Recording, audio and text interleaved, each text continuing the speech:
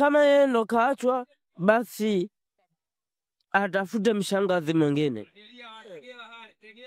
Huo sio shauri kwangu. Bana tupo live. Kuna mwingine kijana ambaye ana matatizo. Kwa hiyo sasa sisi tunataka tujue ana matatizo gani. Naitwa Kingamuzi Kizombe Dishi Kenge, uchi wa mbwa, uchi wa mbuzi ama uchi wa chura. Nikimkabidhi manager ama brother huyo akielezea matatizo yake. Bwana safi kabisa. Tunaye brother hapa, tunatamani kujua hata majina yake. Unaitwa nani kaka? Bwana, kwa jina mimi naitwa Mdomo wa Kuku. Unaitwa? Mdomo wa Kuku. Haya sasa shughuli tunayo. Tuko na Mdomo wa Kuku, sio tukadonolewa. Tunatamani kujua matatizo ulionayo Mdomo wa Kuku. Ndugu yangu, ni changamoto nyingi sana inonisumbua. Ndio. Unavyoniona hapa, nilikuwa na mali zangu. Hakuna! Nilikaa na mwanamke ndani ya miaka kama 30 hivi. Kashaibiwa. Yule mwanamke nikamkabidhi kila kitu. Ashindwe! Kutokana ni mke wangu, tumefunga wote ndoa. Nikamwambia mama watoto, ifumo hapo yaembe angalie mimi na mishimishe zangu nyingine kwa mgodini.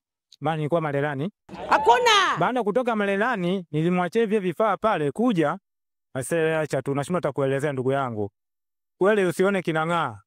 Mingine sio dhahabu. Iliingia kwenye chupa. Yule mwanamke alichokitenda mali zote kahamisha kwao. Ashindwe! Kuzihamisha zile mali nikamuuliza, nikamwambia inakuaje? Akanambia una la kuongea juu ya mimi. Kashangaa sana ndugu yangu. Akasema ina shida, nikapiga moyo konde nikaenda zangu mgodini. Nikarudi tena, nikakuta kidume ndugu yangu ndio kinatawala ile nyumba yani. Nikashindwa sasa sina hata sema kulala. Ndio changamoto zangu. Baba umesikia kesi hiyo? Au ulikuwa umelala? Nimesikia alivyozungumza. Yeah. Tatua sasa.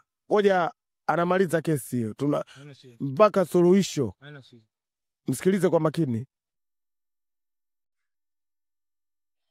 Aha. Mdomo wa Kuku. Mdomo wa Kuku. Mdomo wa Kuku. Mdomo wa Kuku.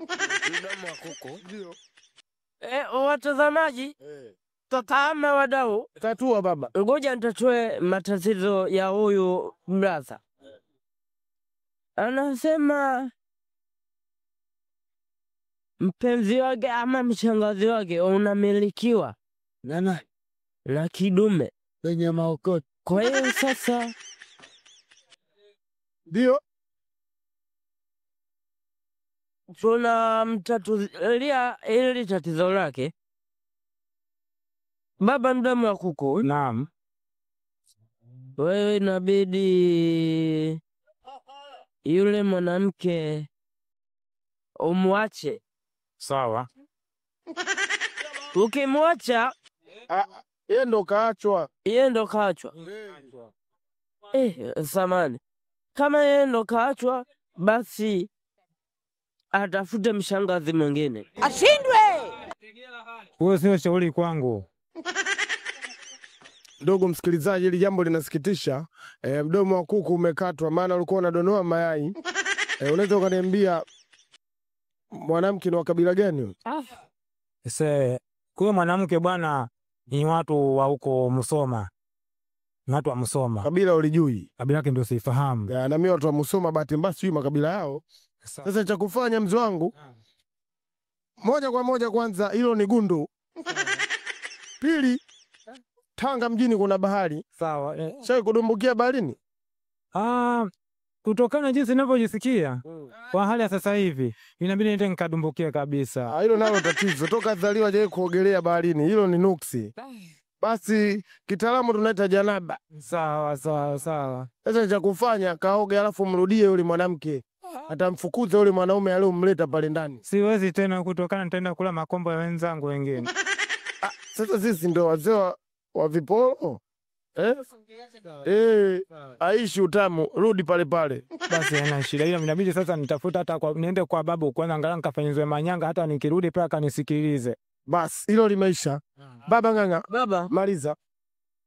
Mdomo wa Kuku anasema muingize baba. Uje ofisini kesho.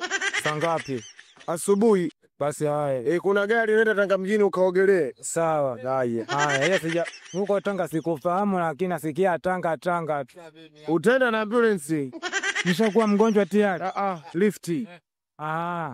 Unaomba lift. Basi haya. Haya jamani, tumemaliza kama hivyo.